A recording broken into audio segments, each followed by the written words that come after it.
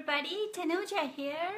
I am a well-being breakthrough coach with a background in holistic nutrition. I'm also a digestion whiz, helping high-powered women who are done feeling crappy take their lives back.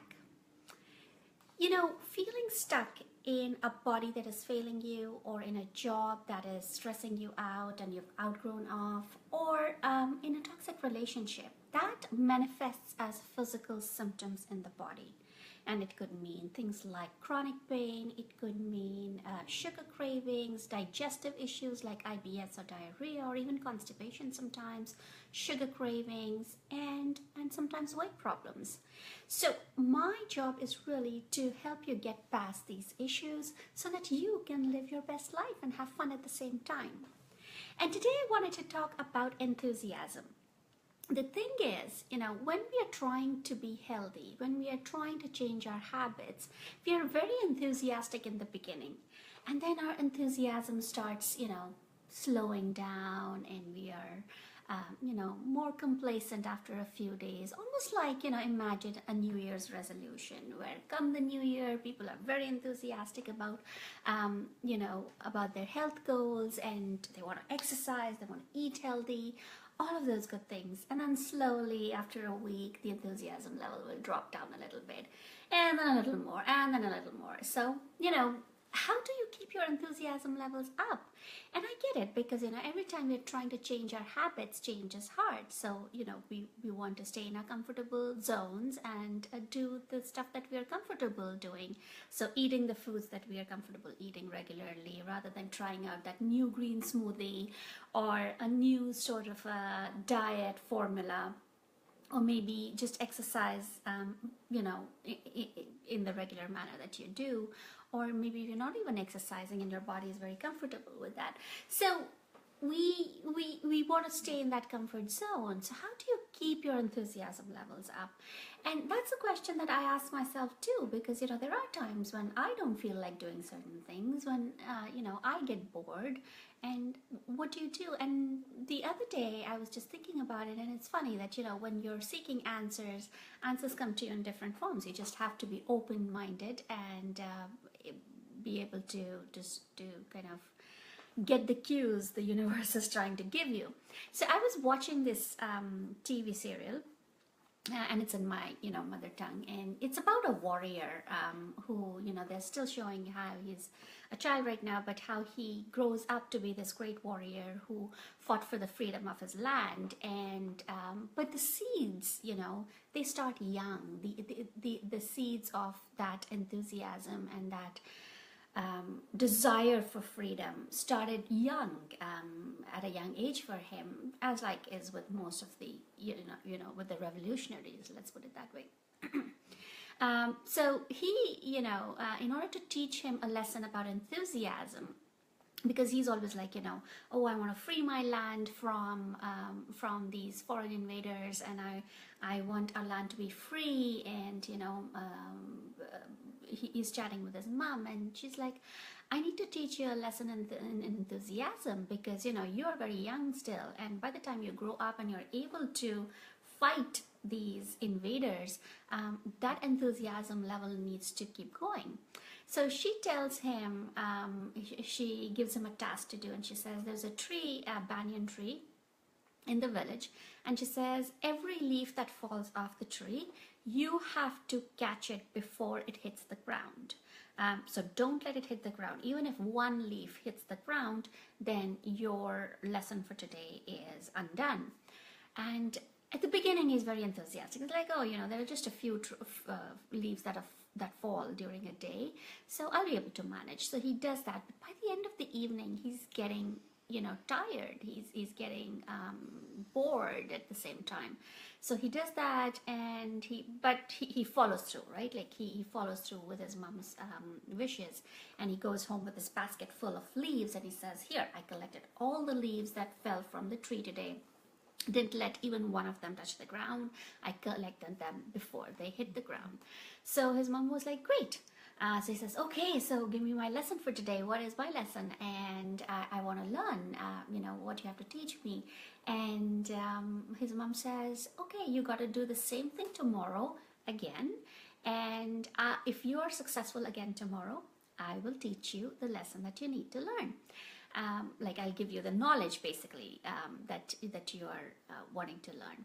So hey, whoever is joining in, please say hi. Welcome. So I'm just telling about a story on how to keep your enthusiasm levels up, and if you missed the beginning part of it, you might want to watch the replay later. So this is about a warrior who's a child still. He grows up to be a great warrior, but his mom is trying to, impart a lesson on him on enthusiasm and how to keep your enthusiasm levels up, and how this whole thing ties with our own efforts to change our diet and lifestyle. So that's what we're talking about. So he goes tomorrow and says, oh my God, today was so boring. How am I going to do this tomorrow again? So again, he goes in the morning and, he's waiting for each leaf to... Hi, Gwen. Hi, nice to have you here. Thanks for joining in. So this little boy goes off again the next day to the banyan tree in the village, and he waits for the leaves to fall. And as each leaf is falling, because his mom has told him before it hits the ground, you got to catch it in your basket. Don't let it hit the ground. So he starts collecting them again. And in a couple of hours, he's bored to death because he's like, what the hell, and it's hot and there's scorching sun and he's getting tired. So he really is getting fed up. And in this whole process, he does this for several days. And that's when he realizes that, you know what, my quest for freedom and my quest to free my land of the invaders, this is going to be a tough job. That's the lesson his mom is trying to impart, that enthusiasm is not something that is seasonal, that you can have enthusiasm today about something and tomorrow it goes away. It's not that you will do something at your 100% today and tomorrow you just give up and you slack off, and then the next day you can come back when you feel like it. If you want to free your land from these invaders, you got to keep that enthusiasm level at 100% every day, every moment, because these infiltrators are coming to your land. And it's going to be tough. It's not going to be easy. There'll be challenges, so the scorching sun is a challenge. Sometimes 2 leaves falling in 2 different directions, that's a challenge. You've got to manage all these challenges on a daily basis. So if you let your enthusiasm dip every now and then, you are going to fail in the long term. It's only when you are able to keep your enthusiasm levels up and you're able to inspire others in your army to do so, only then can you fight the enemy. Only then can you defeat them and drive them away from your motherland. So it was such a beautifully, told story, and I was really impressed by that. And I was kind of thinking about it later because, like I was saying earlier, our New Year's resolutions, they fade off. We start going on a new diet and try to eat more salads or have that green smoothie, and we try new things and we do it for a few days, and then our enthusiasm level drops. And don't get me wrong, it's pretty human, right? It happens to all of us, even to myself. There are things when I get bored of, and whether it's about my diet or it's about work, running a business, there are certain things that I need to do and I don't feel like doing them all the time, but I still have to. So how do you perk yourself up? You really need to remind yourself of the why. Like for that little boy, the why was driving away the enemy from the motherland. For him, his why was freedom. He wanted his land to be free. He wanted his people to be free. He wanted his family to be free from invaders and from foreign rule. So for us, what is it? What is it for you that you want to change your diet for? If you're stressed, do you want to change that job? Do you want to be free? Do you want to have fun again? Have you forgotten how to have fun? And I know when I was in my corporate job, I was forgetting how to have fun. I was so driven by the work, so inundated by, commitments that I had made within work, outside of work.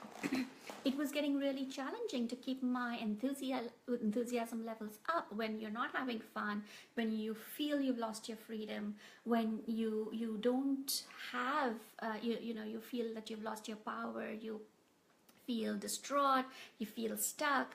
it becomes hard. And when those negative emotions start setting in, um, they start showing up as physical symptoms, like I was saying.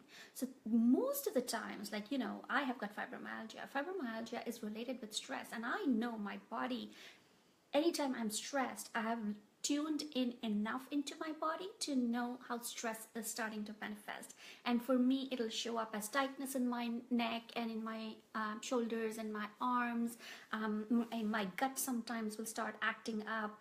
So all these stressors, all these different things that we let affect ourselves, they start manifesting in some ways.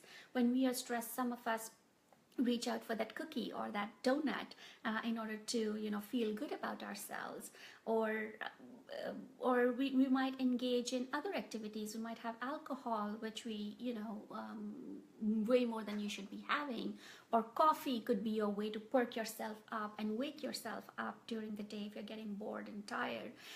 We all have coping mechanisms, but are those coping mechanisms serving you right now, or are they actually worsening your health and worsening your condition? That's what the question is. You've got to ask yourself that.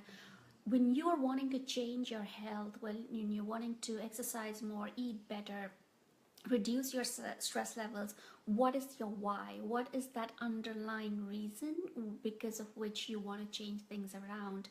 So you want freedom. That little boy wanted freedom from invaders. You want freedom from what? You want freedom from a job that is not serving you anymore? Do you want freedom from a relationship that's not working out? Do you want freedom from your own limiting beliefs? Because we tell ourselves so many stories which are not true. And we tell them so many times to ourselves that they sound true at the end of the day. It's like, there's a saying that when you shout out a lie several times, the lie starts to look like it's the truth. And are you indulging in that? Are you telling yourself that lie, and are you starting to believe it as being the truth? And I know I've done that several times, where you tell yourself stories. I'm not good enough. I don't deserve it. This is never going to happen for me.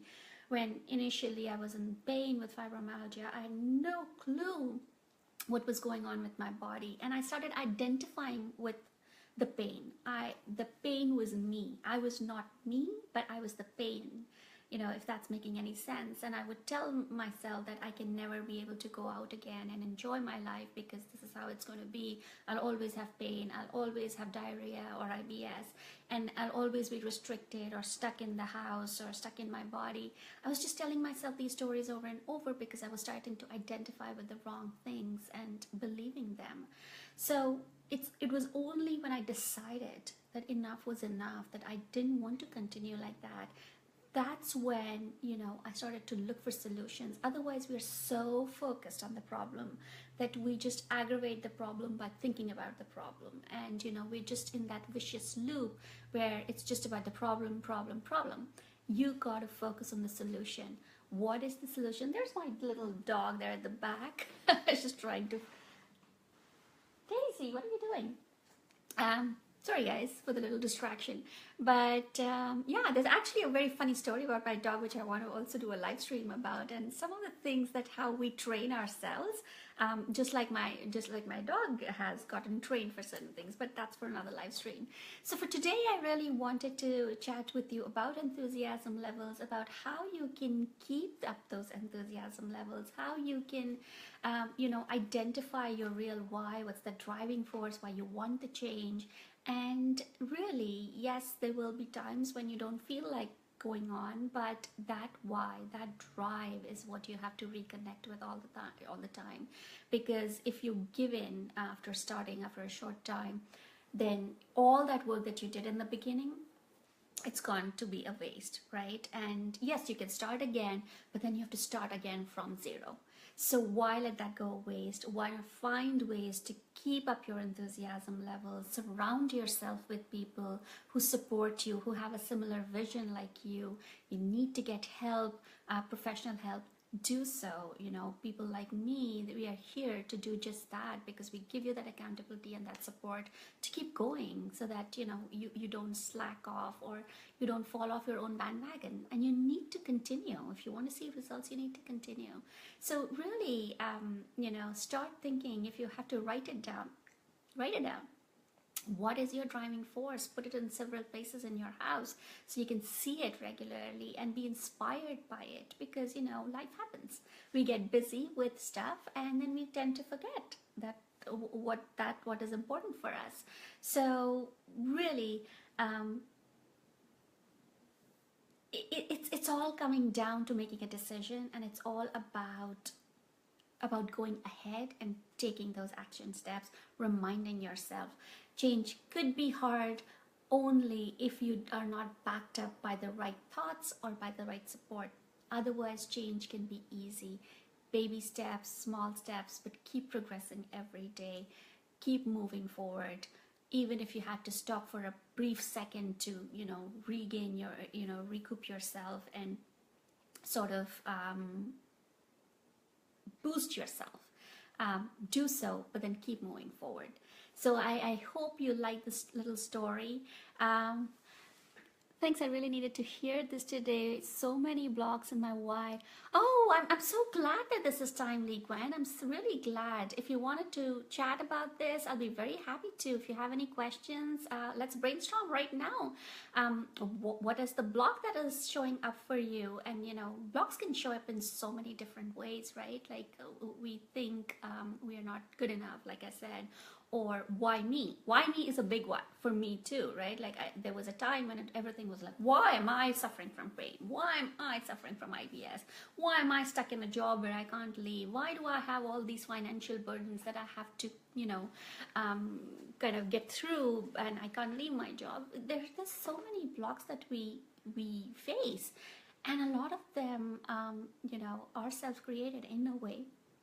Because when we decide that enough's enough, then we find out a way to move through those blocks. So, you know, if you feel like sharing it here, or you want to PM me, I'll be very happy to brainstorm certain, you know, ideas with you. My goal with all of my lives and my posts and my newsletters really is to get you past these blocks, because I've been there and it's not a nice place to be in. So I really want you to break through all these blocks and limiting beliefs and move forward, because there's a beautiful life at the end of all of that waiting for you. Not even at the end, why am I saying at the end? Through it all, right? Life is not about just that destination that we want to be. It's about plowing through to get to that destination. Life is a journey, like they say, right? So let's make this journey beautiful. And our why helps us to get there. Our why motivates us. So really, really important that you do what needs to be done in order to keep your enthusiasm levels up. You've got to question your own, you know, your own patterns, your own beliefs, your own mindset. We've grown up with certain ideas. They've been sort of drilled into us, right? It's challenging, and I get it. I totally get it. But once we start recognizing it, and I know for me, like, you know, initially I kept thinking that once I change my nutrition and I change my diet, my inflammation will reduce, my IBS will reduce, and it did. Nutrition played a big part in my journey to become a better person health-wise. But a big chunk of my journey was also here. What was I thinking? What were the thought patterns that I was feeding into? They were really, really debilitating. And it took a lot of time to recognize that. But once I did, I knew that it was just not all about diet and exercising. It was also a big part of it was about the way I was thinking about things. And until I started changing things here, things in the body were getting better, but not 100%, right? So it's a combination of the two. And Okay, sure. Yes, please PM me. I'd be very happy to chat with you. And, you know, if there was anything I could do to move you one step forward, then, you know, I'll really be honored. So, absolutely PM me. I'm not sure if you're part of my Facebook group, but Wellbeing Unleashed is the group, and Gwen, you are welcome to join if you're not part of it. And anybody else who's watching this later, feel free. These are kind of discussions I want to have in the group so that we have that support, right? We cannot do it alone. We need the support. So let's give each other that hand and pull each other into our bright futures. So that's my little stream for today. I'll be back again. I think I should really do that story about my dog and how we train ourselves just like the dog is trained, right? And if you're a pet owner, I think you'll recognize with it, identify with it. So that's all for today. Hope you have a great rest of the Sunday, and I'll see you soon. Bye, take care.